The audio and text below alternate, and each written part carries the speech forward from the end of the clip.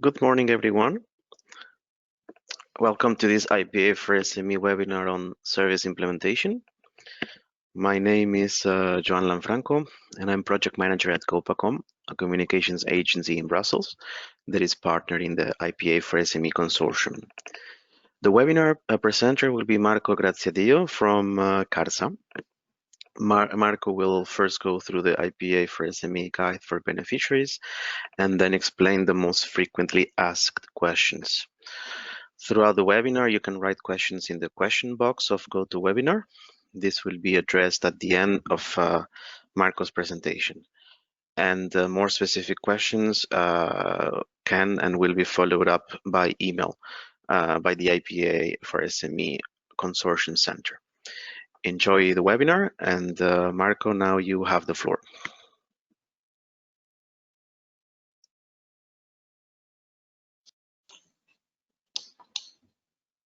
Hello to everybody and good morning.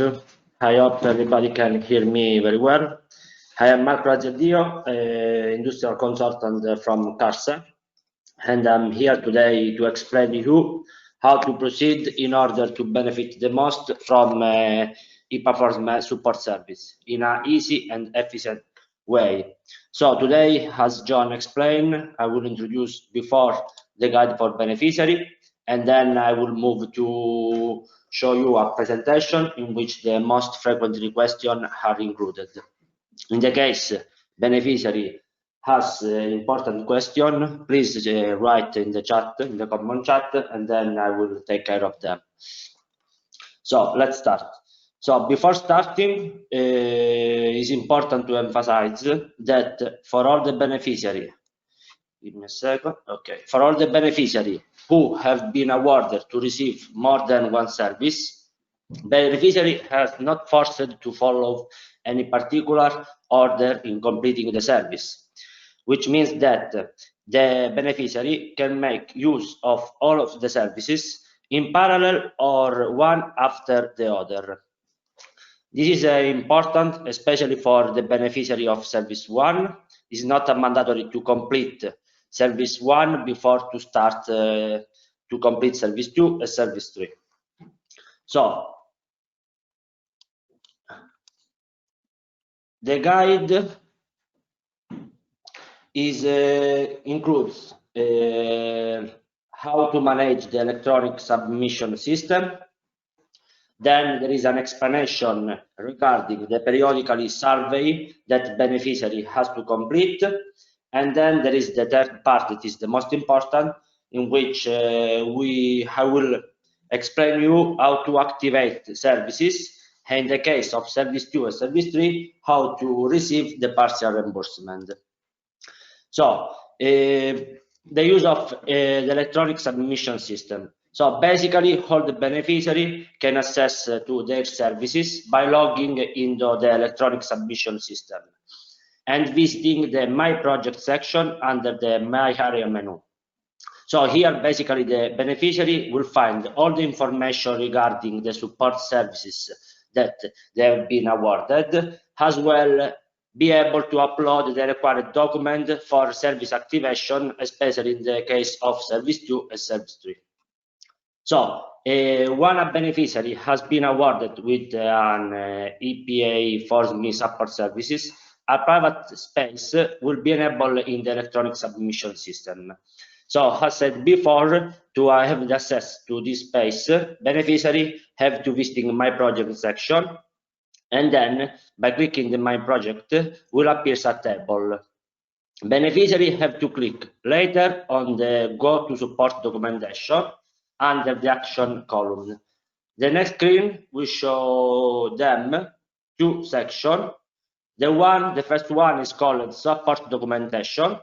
That is a place specifically designed for beneficiary to upload only the required documents that support the subsequent reimbursement.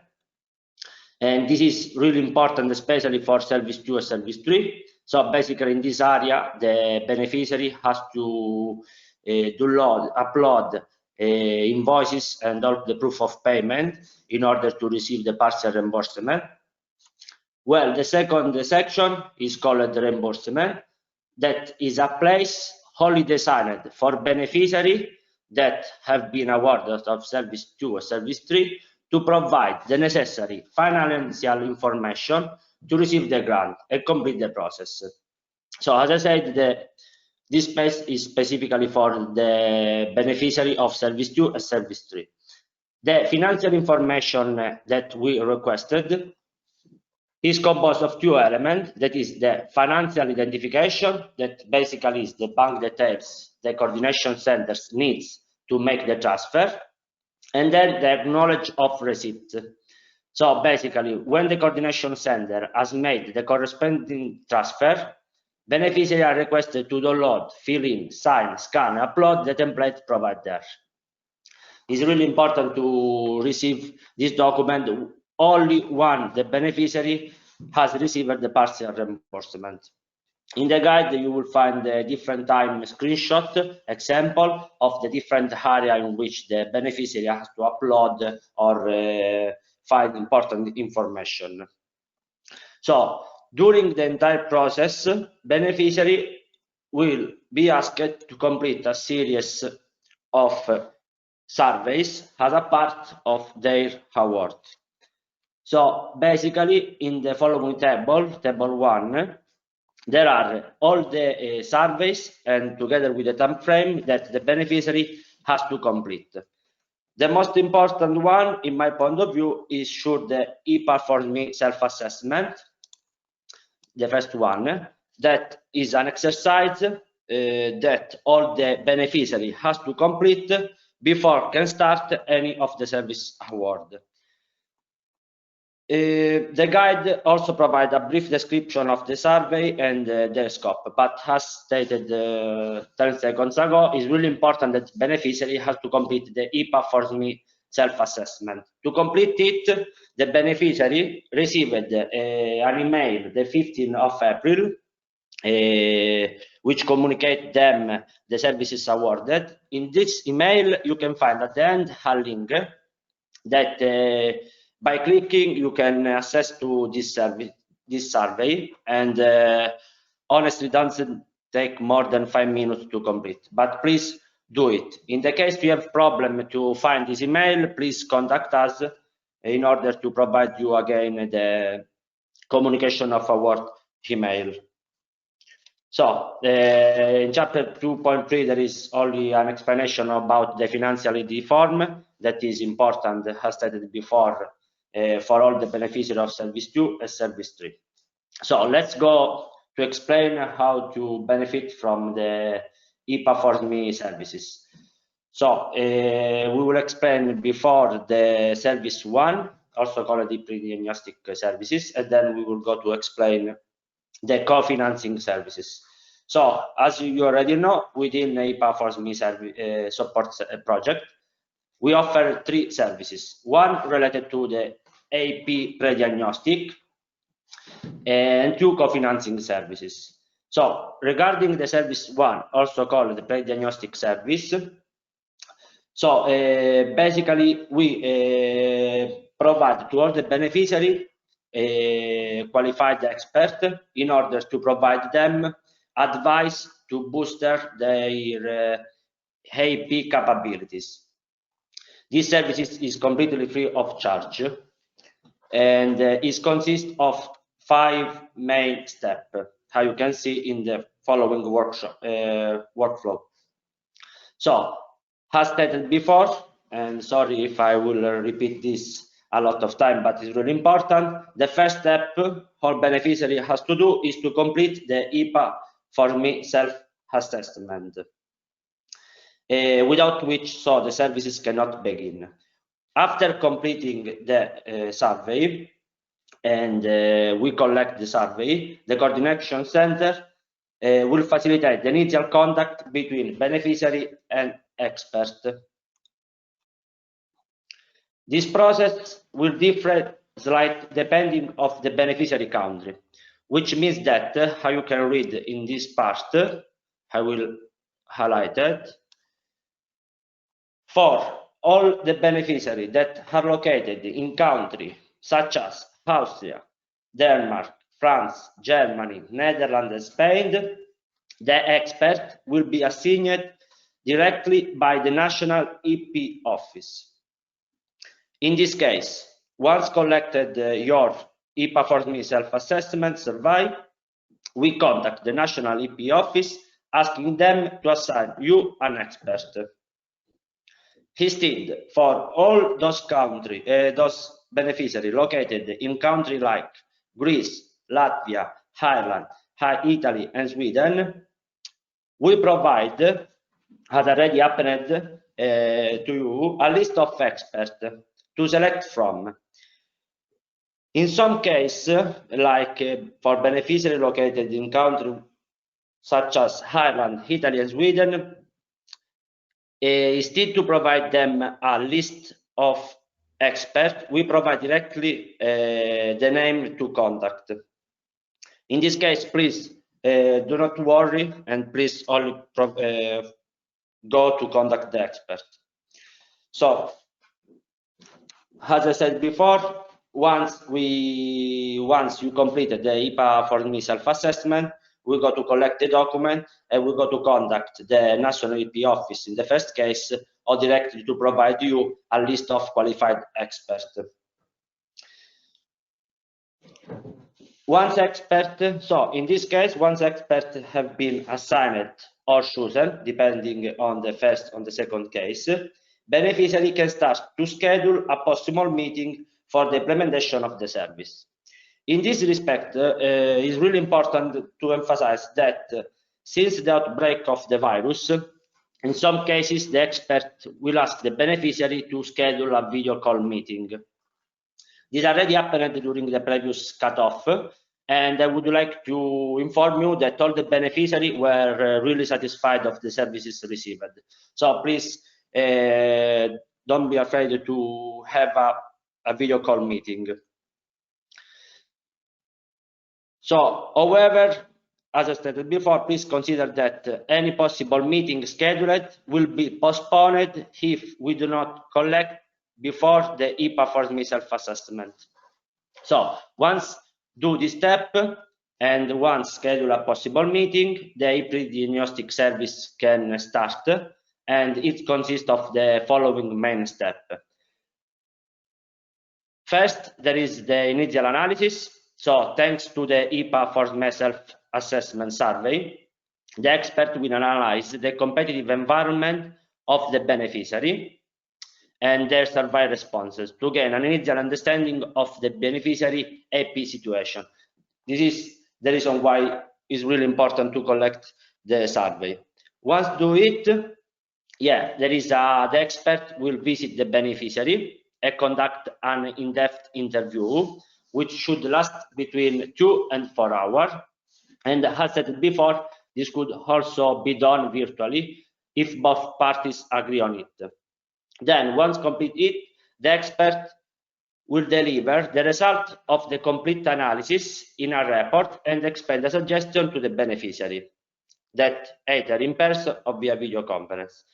In the report, male beneficiary will obtain a clear diagnostic of their businesses in terms of AP and a clear overview of opportunity and limitation to foster and boost AP advantage and exploit benefit. Please keep in mind that the services one is free of charge and that any cost will be supported by the coordination center of this project. And as stated before, with regard to the meeting, please consider that most of the time, the interview or the meeting take between the 2 or 4 hours. So before scheduling a possible meeting, please take into consideration it. Regarding the time frame, it's really important to highlight that for completing service one, all the beneficiaries must complete the service within 4 months of the date of communication of the supported service award. That, as stated before, all the beneficiaries of cutoff 4 received this email the 15th of April, which means that they should complete the project for the 15th of August. So please, in the event that you didn't complete the IPA survey since the first month already passed, please complete it. And in the case we have problem to find the link, please contact us in order that you provide you again the communication of our email. So we can move to the co-financing service.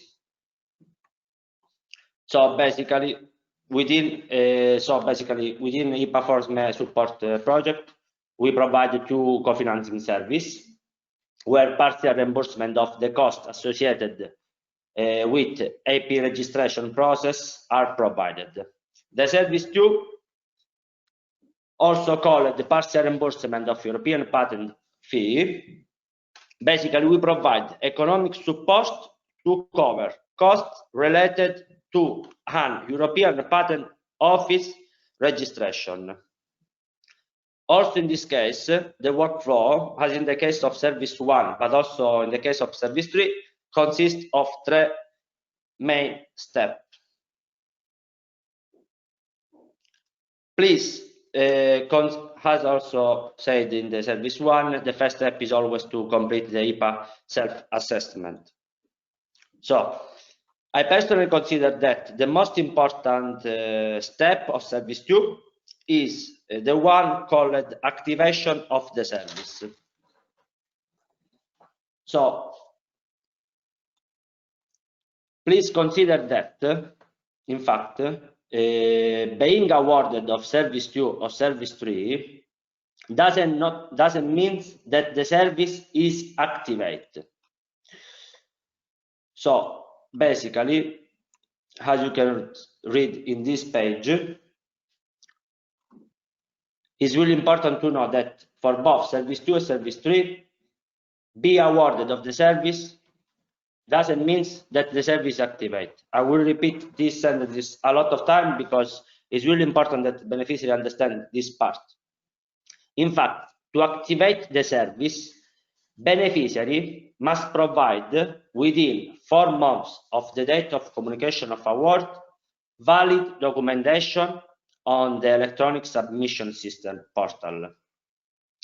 Valid documentation consists of a invoice together with its corresponding proof of payment, which must meet specific requirements that we will be discussing soon.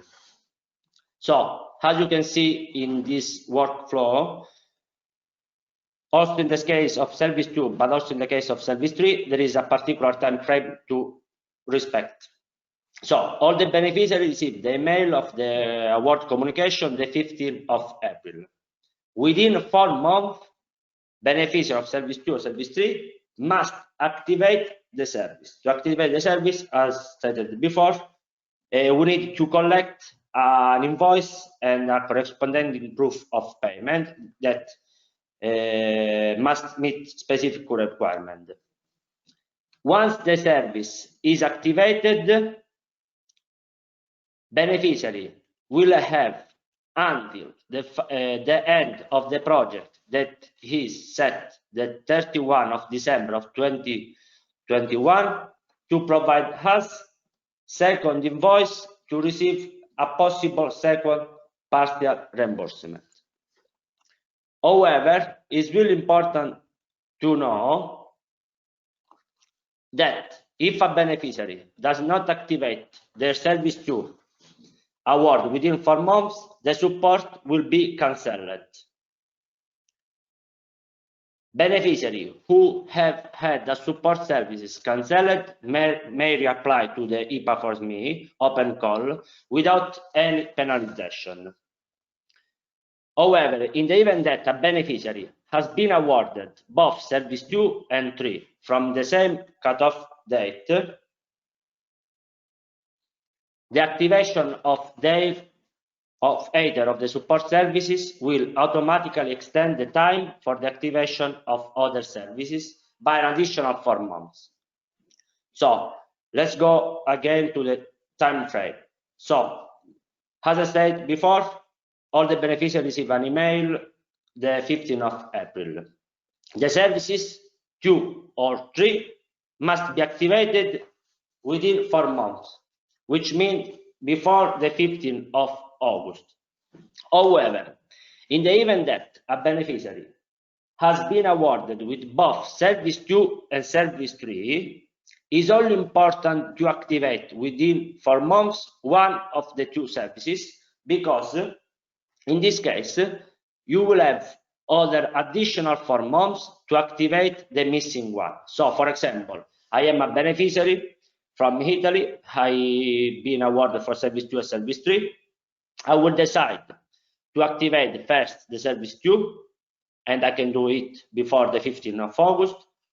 Once provide to the coordination center valid documentation, and once the coordination center will tell me that the service is activated, I will receive the first partial reimbursement, but then I will have the end of the year 2021 to provide a second possible request of partial reimbursement, always related to Service 2, but I will have also 4 months, additional 4 months to activate the missing service, that in my case, in the example, is the Service 3. I will explain this again during the Service 3. I hope that everybody understands. So, how to proceed to receive partial reimbursement of Service 2? So, as stated before, the service consists of 5 main steps. The completion of IPA4SME self-assessment is the first step that all the beneficiary has to complete. Once do it, beneficiary can start to provide us valid documentation. In this case, there are, as stated before, the valid documentation consists of a valid invoice and the corresponding proof of payment. To provide us a valid invoice, please consider that there are 2 possible options. Option A, that when the EPO patent registration is made by an IP attorney on behalf of the beneficiary company, and then there is the option B, when the EPO registration has been made directly by the beneficiary company. So, in the case that the EPO patent registration is made by an IP attorney on behalf of the beneficiary, all the beneficiary must provide us a valid IP attorney invoice that meets specific requirements. So, to validate the invoice must be dated after the date of the publication of IPA4SME support, which means the 15th of April for all the beneficiary of cutoff 4. And to qualify the reimbursement, the invoice must include the following information: the name of the patent attorney who provides you the service or the professional advice. Then there is the patent application process. So, namely, in the invoice should be included the title of the invention or the IP being protected. And the most important thing is that in the invoice should appear the EPO debit order number, also called the EPO service codes. It's really important to know that within IPA4SME projects are considered eligible of reimbursement only the EPO services code included in the table 2. So in this table you can find the code together with the description. So as stated before, I will repeat again. So in the case the EPO patent registration is made by an EPA attorney on behalf of the beneficiary company, the beneficiary has to provide us a EPA attorney invoice that, to be considered valid, the invoice must be dated after the date of communication of IPA4SME support, that for all the beneficiaries of cutoff 4 is the 15th of April. Then, to qualify the reimbursement, the invoice must include the name of patent attorney, the patent application process, but above all, a list of the debit order number, EPO debit order number, covered during the registration. Without this information, we will go to consider all the invoice invalid. However, since a lot of companies are located in different countries, it's not a mandatory, but we kindly ask you that to facilitate the reimbursement process, all the information should be included in English as part of the concept or description field of the invoice. So, in the case you are going to provide us an invoice that is, for example, in Swedish, if you can, please include the statement that you can find in the guide, the one that I'm going to highlight, all in order to make the revision more easy for us. Instead, in the case, go to the option B, in the case the EPO patent registration has been made directly by the beneficiary company, in this case, the reimbursement will be validated once the beneficiary will send us a valid EPO debit order submission confirmation. So beneficiary can only be reimbursed once they have the PDF document of the debit order submission confirmation from the EPO online filing software, in which in this valid EPO debit order submission confirmation must be included the following information: the patent application process, which means the title of the invention or the IP being protected, together with the EPO debit order number, also called the EPO service code. So as did for option A, I'm going to repeat that for all the beneficiary that which the EPO patent registration has been made directly by the beneficiary company, to validate the service, beneficiary can only be reimbursement once they have the PDF or once they will send us the PDF document of the debit order submission confirmation, which must include the patent application process and the EPO debit order numbers.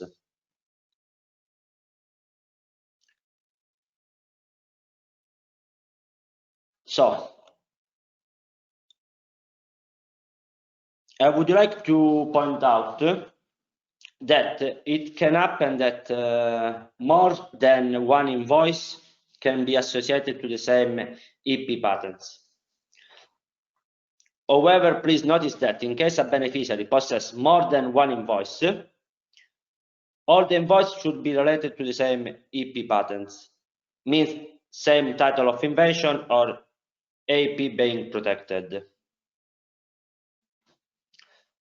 So it's possible that the beneficiary can send us different invoices. It's not a problem, but all the invoices must be associated to the same EP patent, which means same title or AP being protected. As stated at the beginning of the explanation service due, together with the invoices, beneficiary must provide us the proof of payment. We can accept only bank transfer receipt, which clearly indicate the name of the beneficiary, the AP patent attorney, and the invoice number will be accepted. Also, in this case, the date of payment must be after the date of communication of IPA4SME support.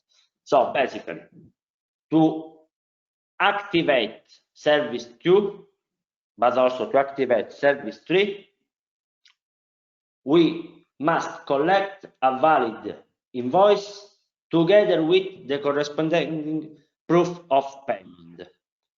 Without this document, the service is not considered activated.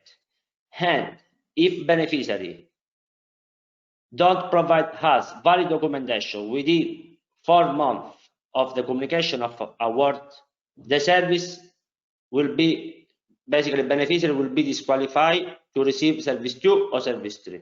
So please, in the case you have some doubts, please try to contact us and ask whenever you want.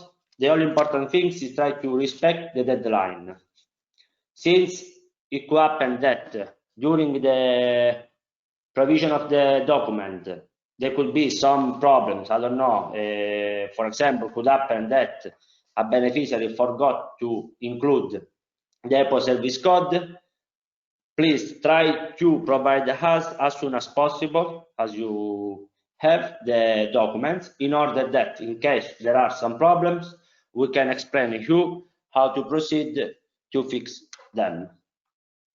So, to request parcel reimbursement, beneficiary simply need to, in the case of option A, upload 1 or more invoices and corresponding proof of payment to the electronic submission system. Document may be uploaded in a single PDF or zip file. While in the case the EPO registration is made directly by the beneficiary, also in this case, upload 1 or more valid debit order submission confirmation to EMS, plus the corresponding proof of payment. It's really important to highlight that in the EMS portal, the beneficiary cannot upload more than 2 documents. So please, to facilitate the revision, I kindly ask you to upload only 1 document which contain all together. That could be a single PDF file or a zip file. This is the best way for us to check the document without any problem. So please collect all the document, which means invoice plus proof of payment, in a single PDF file or zip file before to upload them to the EMS portal. So, as stated before, service 2 reimbursement are limited to 2 requests. What does mean that? As stated before, once we activate the service 2, beneficiary will have until the end of the 2021 to submit a second invoices in order to have a second request for reimbursement. So, beneficiary may submit as many invoices and proof of payment or debit order confirmation as they have available for each request. One beneficiary have made a second request for reimbursement will not be able to make additional requests, even if they have not reached the maximum reimbursement amount.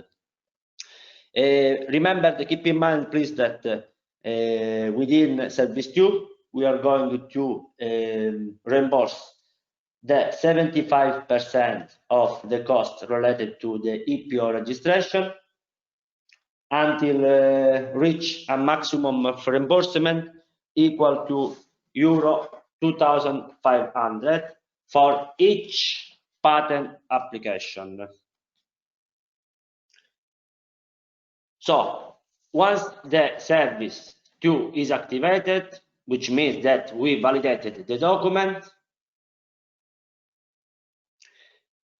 the beneficiary will need to upload a signature confirmation using the model provided in the support documentation section of electronics of the portal. The model will be made available automatically each time the beneficiary makes a reimbursement request. So once the service 2 is activated, you have to fill in this we have to complete the financial identification in order that we can collect all the important information to proceed with the parcel reimbursement. And once do it, you will receive on the portal, we will go to upload the proof of payment done by the coordination center, and then we have to confirm the reimbursement received. So move to the service tree, that is quite similar, even if it's different the purpose. So service tree, also called the parcel reimbursement of IP attorney fee, is a service that we offer within IPA4SME project, and is basically we offer a financial contribution to cover the cost associated to hire an EP patent attorney in charge of providing legal advice for the purpose of preparing the filing for a European patent or to discontinue an initial idea of patent application. I will repeat again because this is really important. We can accept all invoices that show that the professional legal outlines are in scope of a specific patent registration, or at least a PCT patent being done throughout the EPO. In the case we will receive registration invoice in which are included professional outlines to register a patent in a country like Brazil or America or Canada, we are going to don't accept. In this project, we are going to accept all invoices that are related to an EPO patent registration. So please keep in mind this. So as in the case of service 2, also in the case of service 3, the workflow consists of 5 main steps. Has stated a lot of time. The first step is to complete the IPA4SME self-assessment. Once do it, the beneficiary can start to provide us valid documentation. In this case, always in this case, there is a specific time frame that is the same of service 2. So once the beneficiary received the award communication email the 15th of April, they will have 4 months to activate service 3, which means that they have to provide us valid documentation before the 15th of August. Once the documentation is validated from us, and once the service is activated, beneficiary will have until the end of the year 2021 to provide us document to receive a second partial reimbursement.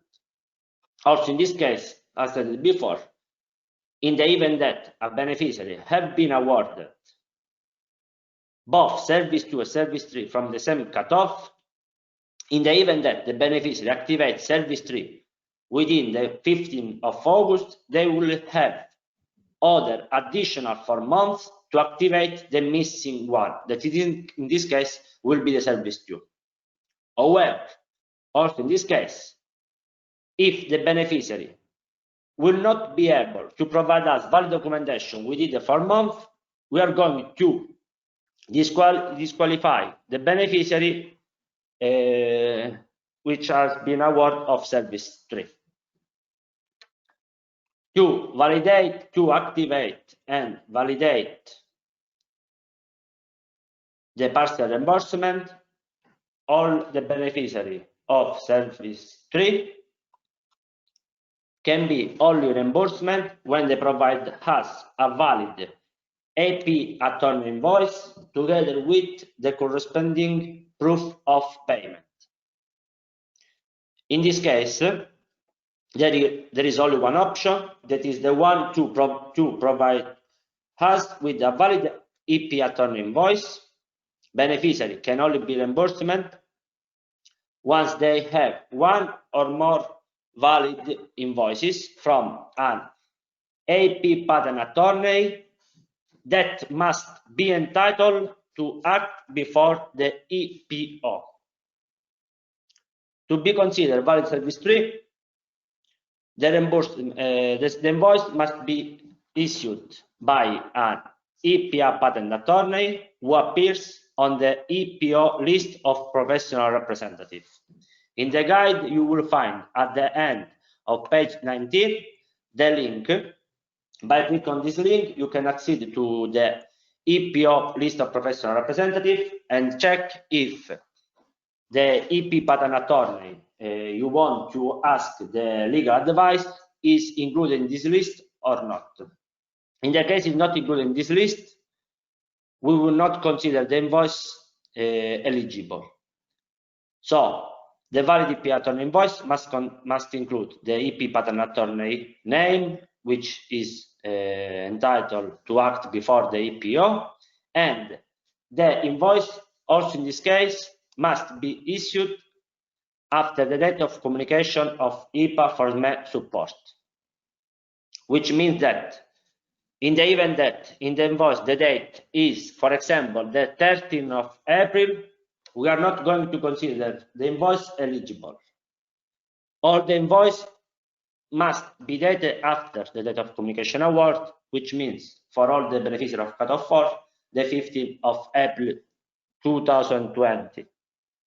So the invoice must include, also in this case, the name of the patent attorney, namely the patent attorney who provides you the legal advice, the patent application process, which means that the invoice must reference the title of the invention or the IP being protected, together with the EPO patent application number, or a statement regarding decision to discontinue patent application process.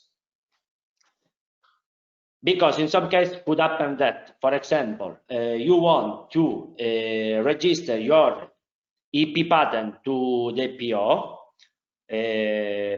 and while you are talking with your EP patent attorney, maybe it could happen that the patent attorney suggests you to don't proceed with the registration for some reason.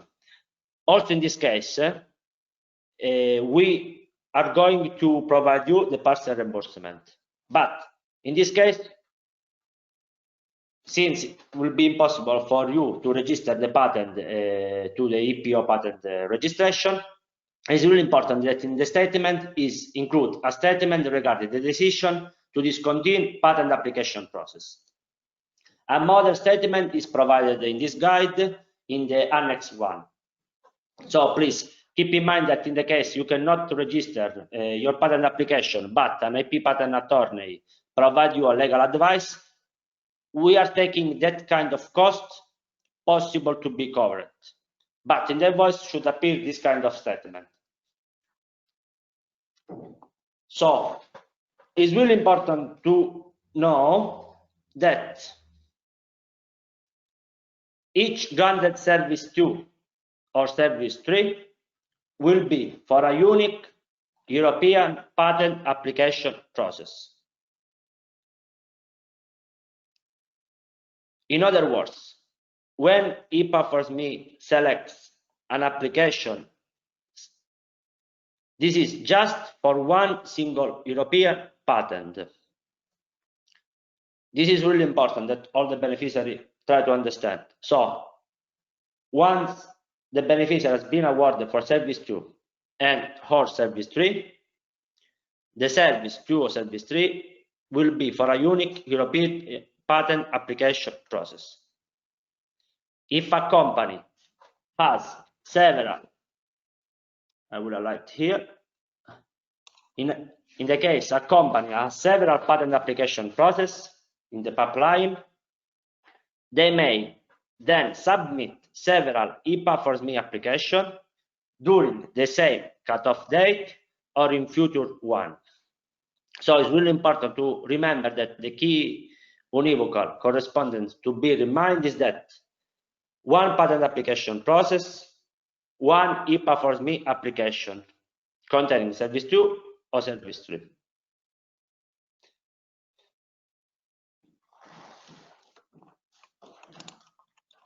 This part is always highlighted in the next chapter, but before to go there, I would like to continue how to proceed with service 3. So once the beneficiary, to validate the service 3, beneficiary has to provide us the valid AP attorney invoice together with the corresponding proof of payment.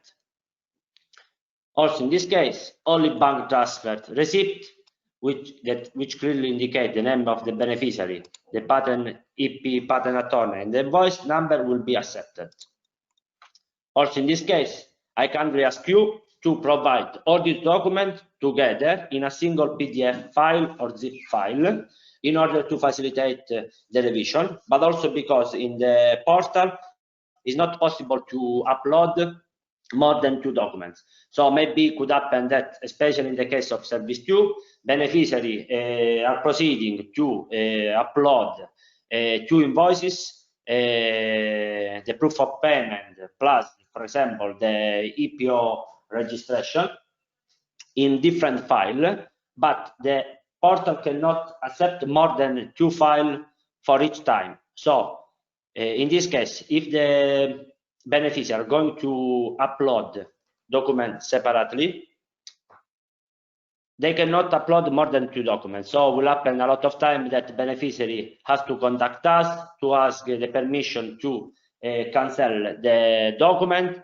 in order to upload again. So my strong recommendation is directly to provide us all the documents together in a single PDF file or zip file. Also because it's more easy for us to revise the document.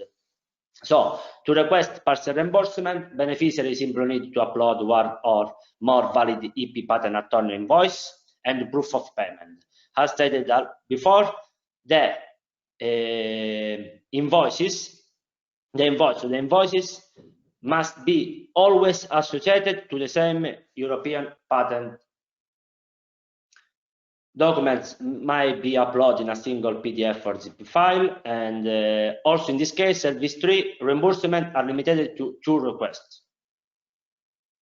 So once you provide us valid documentation for activate service 3, you will receive the first partial reimbursement.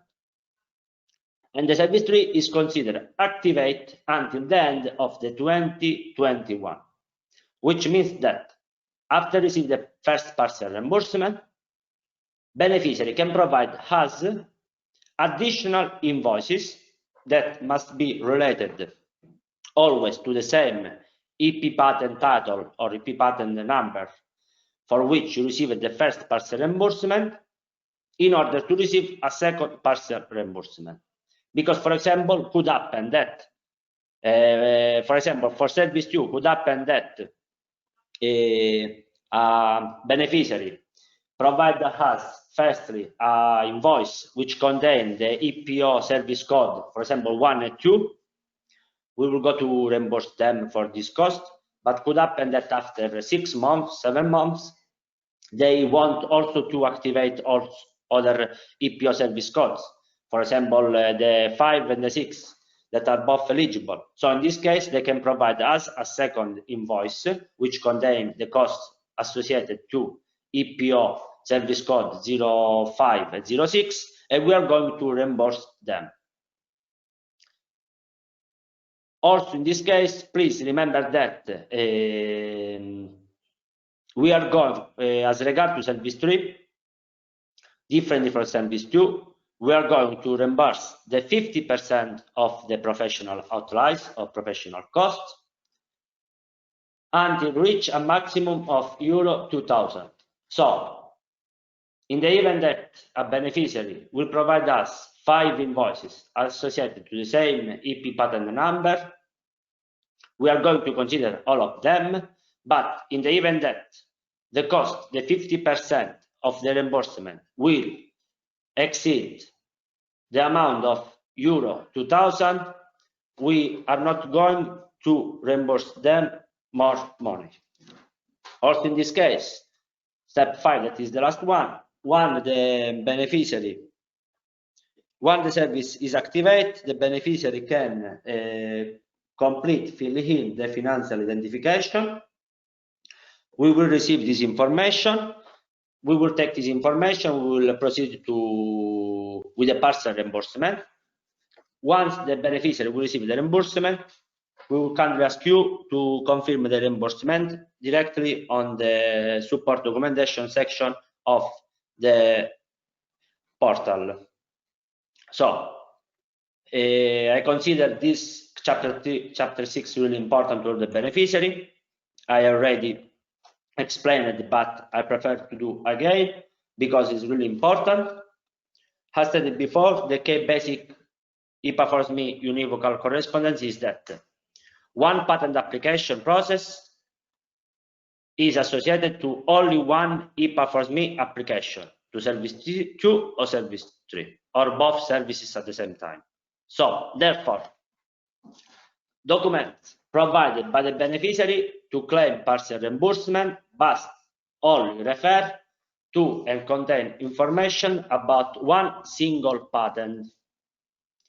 In the event that the beneficiary will provide us invoices related to different patents, we are going to disqualify the whole payment request.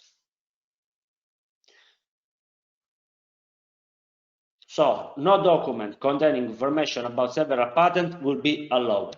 So, please keep in mind this part. In the event that a beneficiary wants to receive parcel reimbursement related to different patents, the beneficiary must apply again on IPA4SME project. If, for example, a company has 5 patents and they want to receive parcel reimbursement to all of these 5 patents, beneficiary must apply 5 different times. Is allowed to apply 5 different times, for example, in this example, during the same cutoff call or during different cutoff call. So please keep in mind that in the event that, for example, the beneficiary has been awarded for service 2 and service 3 during the cutoff 4, but in the case the beneficiary applied only one time, we are going to validate invoices only if they are related to one single patent. It's really important to know also that every time that we are going to validate or not validate the document, we are going to inform you by mail.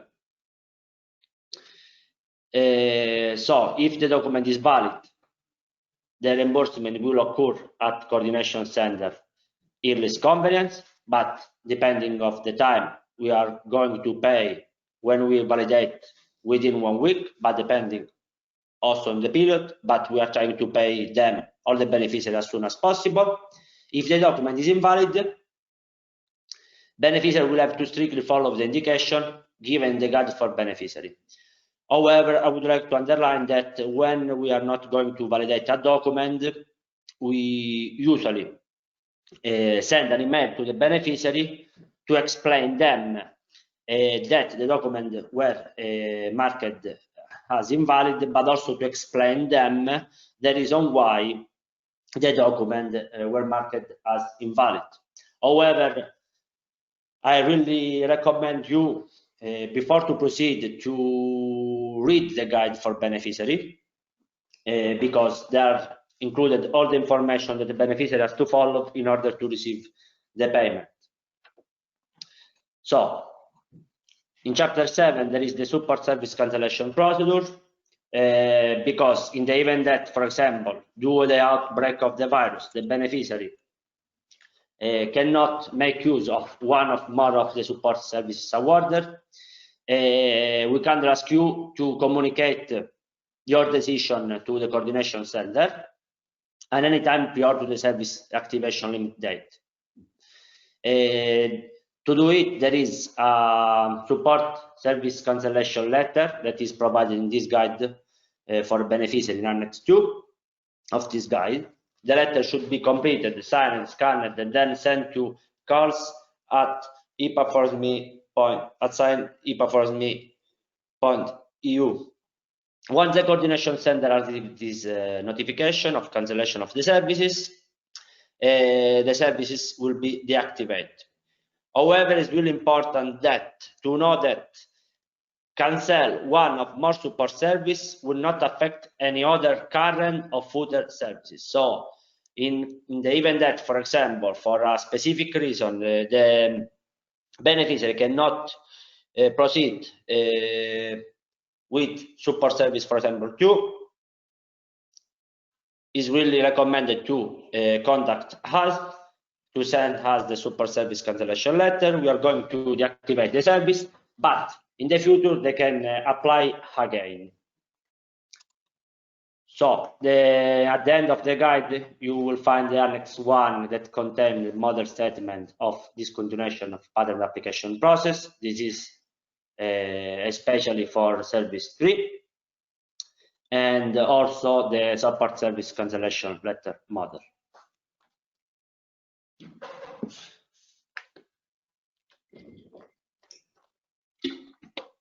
So the guide is finished.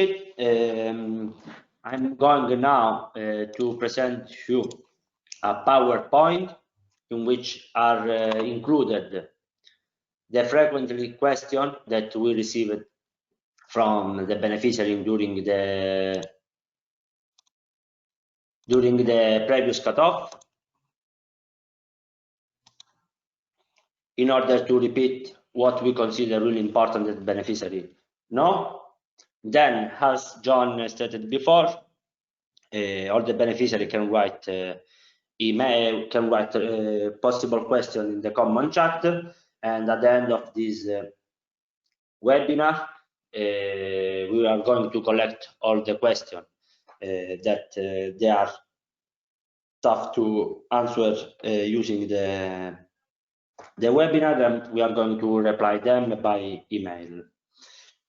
So in the PowerPoint, as I said, I will go to discuss the question that usually beneficiary frequently ask to us. So is there any time limitation for activating service 2 or service 3? Has stated a lot of time. Sorry if I'm repeating, but I really want to provide you a good service, so I prefer to repeat you a lot of time the same things. But please remember that there is a specific time frame for the competition of the services. The one that you are going to see in this slide is specifically associated to service 2 and service 3, because in the case of service 1, please, beneficiary have to remember the service 1 must be completed within 4 months of the communication of the award. Instead, in the case of service 2 and service 3, there is always this time frame to respect, which means to activate the service within 4 months of the date of communication of award.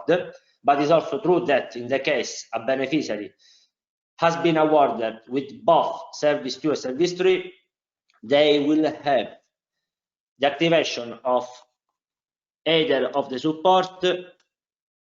I will put here, don't, is that wrong? 1 second, please.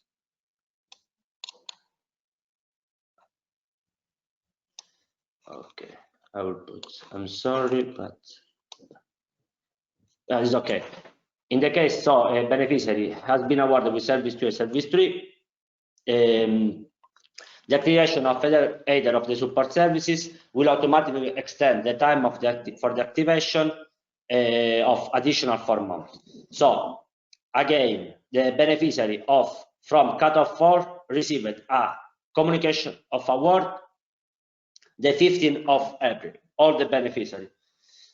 So in the case the beneficiary has been awarded only service 1, they must complete the service within 4 months, which means that they must complete the service within the 15th of August.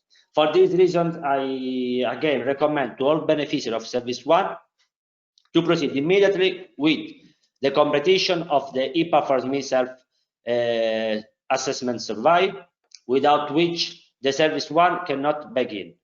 Once we are going to check almost all of the day if a beneficiary complete or not the IPA4SME self-assessment survey. Once we are going to see, we notify that the beneficiary completed it, we are going immediately to contact the National EP office or to provide them the list of beneficiaries.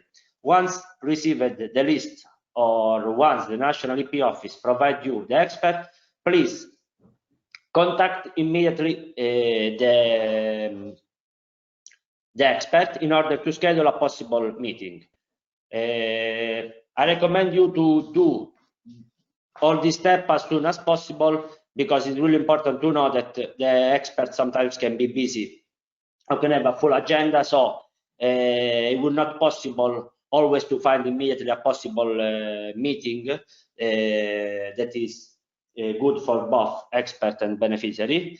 And before to don't have any kind of problem that the deadline is quite close, our recommendation is to proceed immediately to complete the IPA4SME self-assessment and to try to schedule a possible meeting.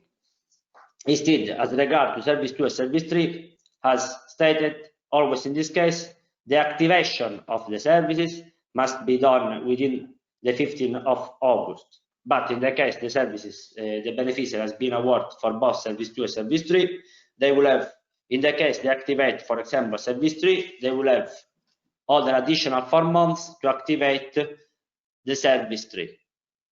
I will repeat again, being awarded of Service 2 or 3 doesn't mean that the service is activated. We need specific document, valid documentation, which are invoices and proof of payment, to activate the service. Once the service is activated, which means that, one, we validate the document and we proceed to send you an email in which we are going to tell you that the document are validating. Together with receive the partial reimbursement, you will have until the end of the year 2021 to proceed to claim for a second partial reimbursement that must always be associated to the same patent application for which you receive the first partial reimbursement.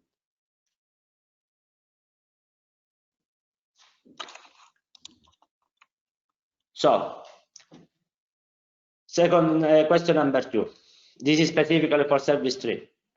A lot of time the beneficiary asking us, I'm ready working with an EP attorney.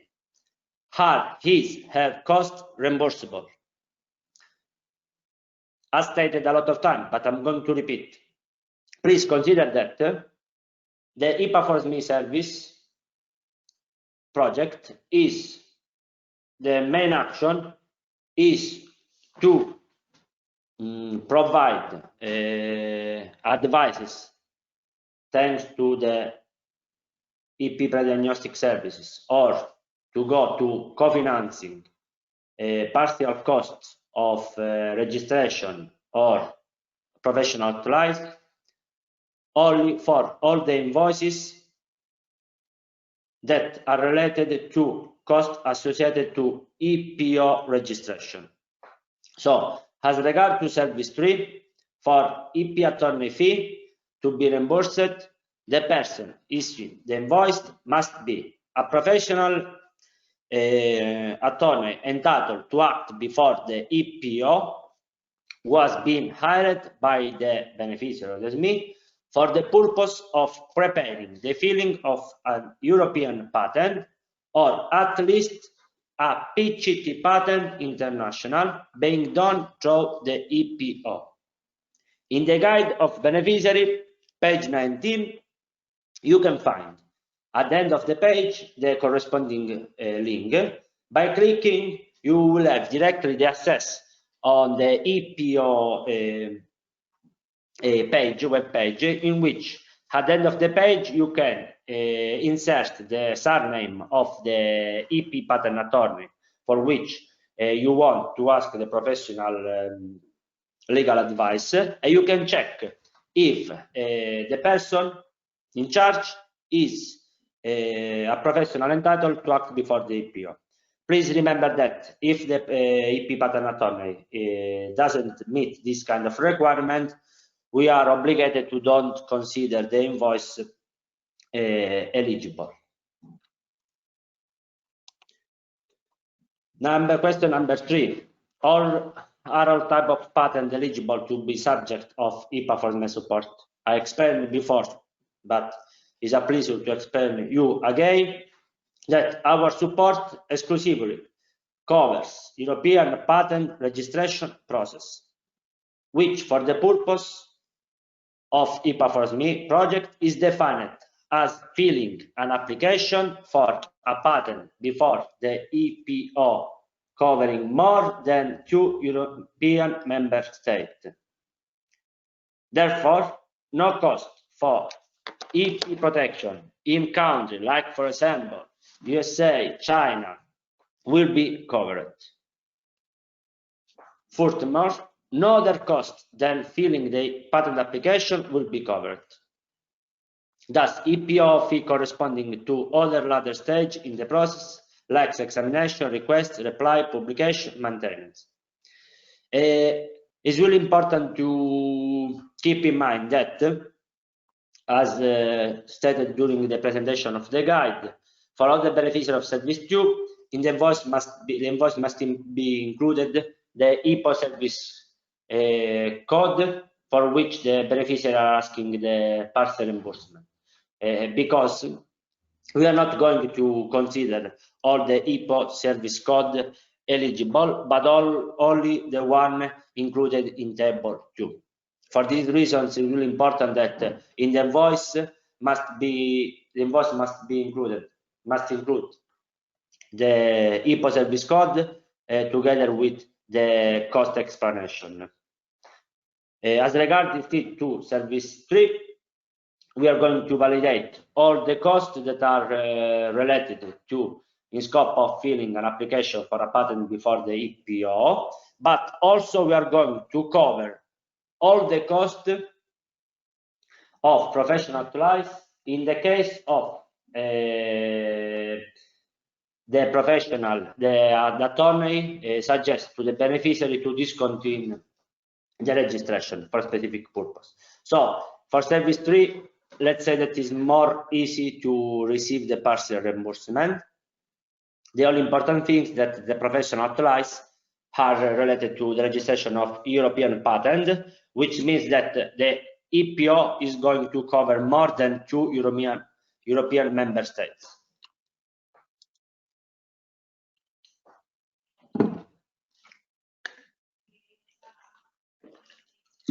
Question number 4. What if a Service 3 beneficiary, me, does not have an EPO patent application number? Yeah, happened a lot of time during the previous cutoff that the beneficiary tried to receive the parcel reimbursement, but the main problem was that they don't still not register the EP patent to the EPO registration, so they don't have this kind of information, which means the title or the EP being protected. So in this case, where beneficiary have received a legal advice from an attorney for an eventual European patent, but they don't not have an EPO application number yet, in this case, we can easily accept the EP patent attorney invoice together with the corresponding proof of payment. In this case, and only in this case, the EP patent attorney must include the name of the patent attorney who provide you the legal service, plus the patent application process, which means only the title of the invention.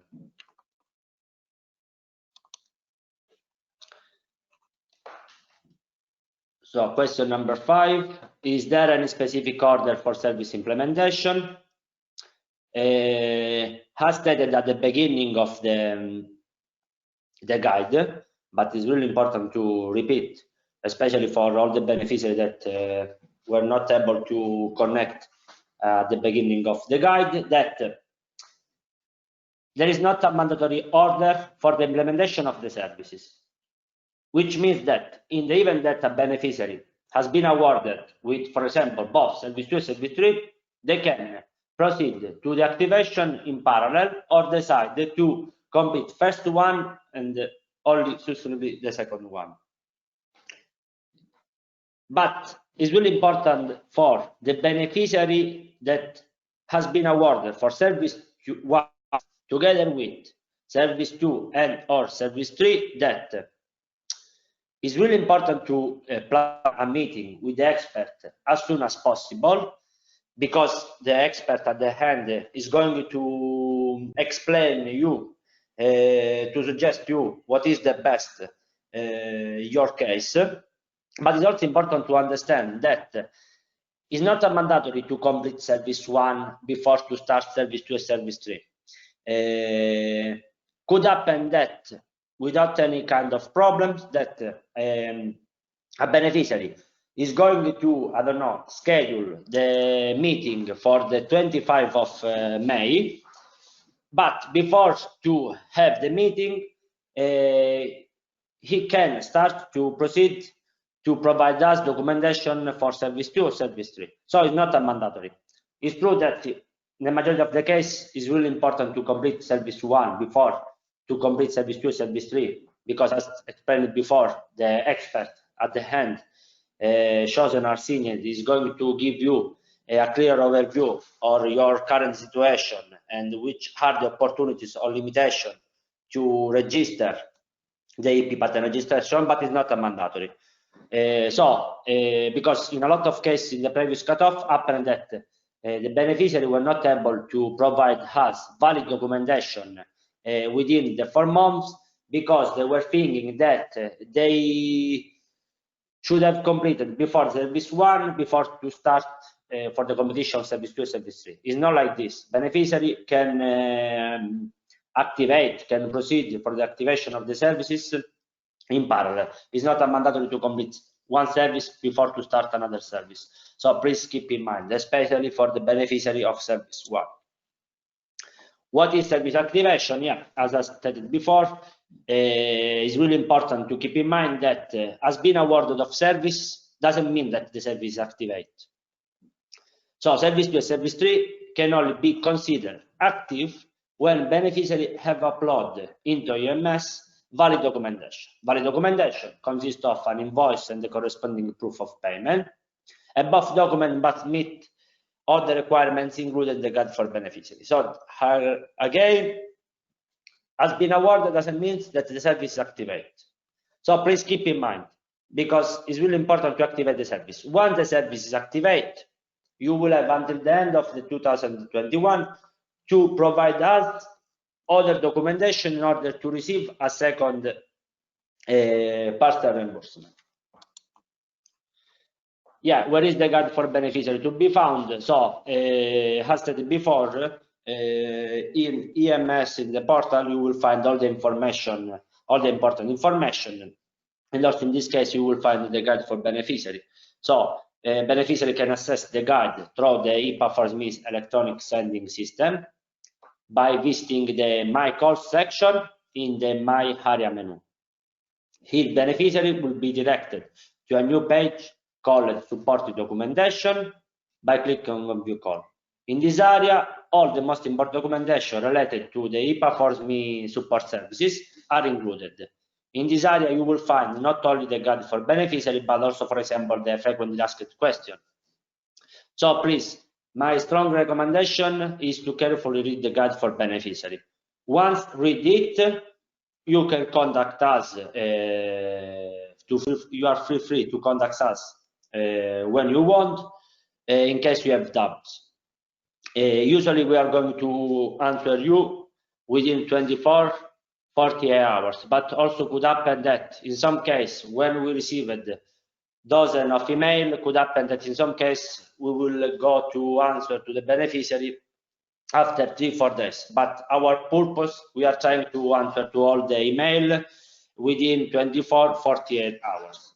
But don't worry, we are going to take care about all the email that we are going to receive. Then question number 8. Is VAT subject of reimbursement? No, the VAT costs are not taken into account for the reimbursement calculation. This is important, especially for the beneficiary of Service 3, because as regard to Service 2, the VAT costs are not included in any of the EPO service code, but as regarding to Service, as far for Service 3, we are not going to consider the VAT cost, but only the professional tools. So please keep in mind. Who should SME contact if they need help with the application process for more information regarding IPA4SME? So the IPA4SME Coordination Center has put at the disposal of potential applicants or beneficiary the following email account for support. The CALF @IPA4SME.eu. Communication in this, using this email, communication with SME involving the submission of application, beneficiary of support action, and technical support queries were taken into consideration, or beneficiary or applicant, but in this case beneficiary, can also contact us using the second email, that is helpdesk@IPA4SME.eu. In this case, usually general inquiries and communication with the coordination center are taken into consideration. Beneficiary can use both email without any kind of problem. As stated before, we are trying to take in consideration to take care about all the email we will receive. We are trying to answer to all the questions within 24-48 hours, but in some cases, in the event that we are going to receive dozens and dozens of email, could happen that some beneficiary should wait 3-4 days before to receive the response. But please consider that we are trying to take in consideration all the email.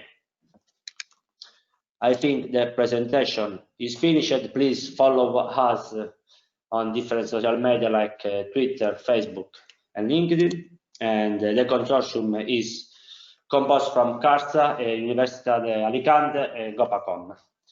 So thank you very much for the presentation, and I'm going to check if there are possible questions that I can take in consideration immediately. Otherwise, as stated before, I'm going to answer you in a second moment. So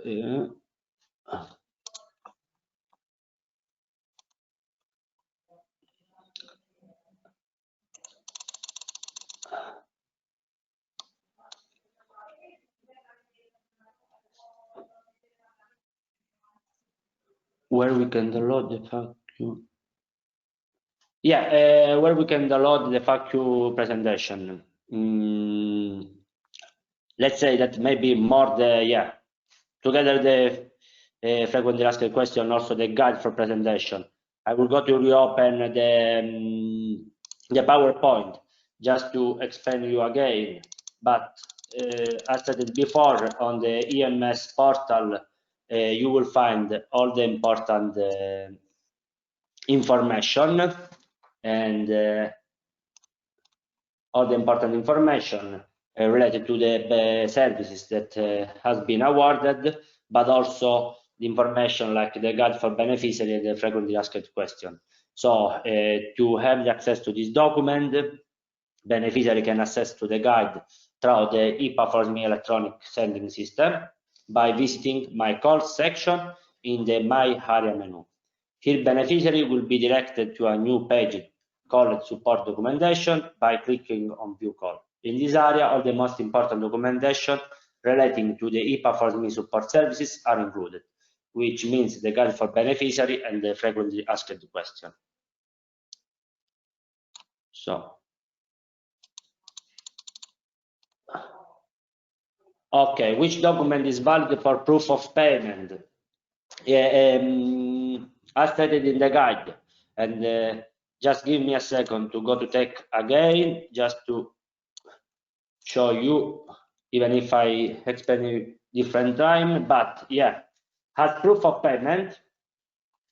How you can read in this side are considered for both service 2 and service 3 valid proof of payment only bank transfer receipt, which clearly indicate the name of the beneficiary, the AP pattern attorney, and the invoice number will be accepted.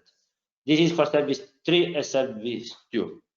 So please consider that only bank transfer receipt they are going to take consider like eligible. The other kind of document we must to don't consider them eligible. So please remember, keep in mind this.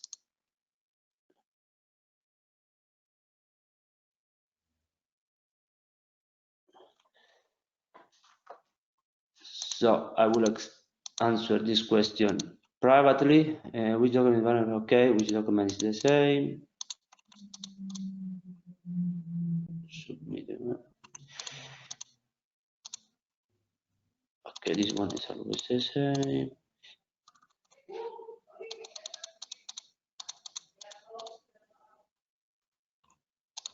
I already got the answer to my question. Okay, welcome. Okay, seems that there aren't more questions. Anyway, I think it's quite normal that beneficiary has to read before the guide before to ask or to have some doubts. But I said it before, and I will show you again because I think it's really important for all the beneficiary that feel free to contact us when you want. The way to contact us is by following, by send an email to the calls @ IPA4SME.eu or to send an email to helpdesk@IPA4SME.eu. I will repeat again just because I would like that everybody will understand exactly that we are going to take care about all the emails. So only in some case, since there are since a lot of beneficiaries are inside every cutoff, could happen that in a lot of cases we are receiving in a single day dozens of email, so we are not able to answer immediately to all of them. But please consider that we are trying to do our best to provide you the best services. That will mean that not only to go to answer to all the questions that you have about doubts on the complaint, I don't know, but also we will go to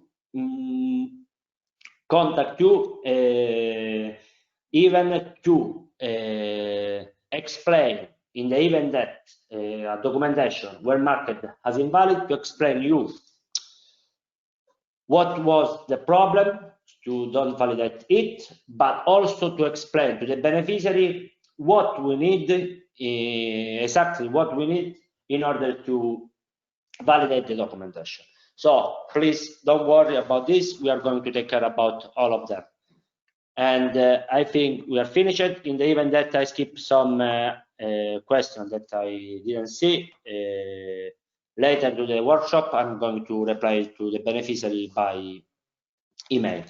Thank you very much, and I hope to see you soon.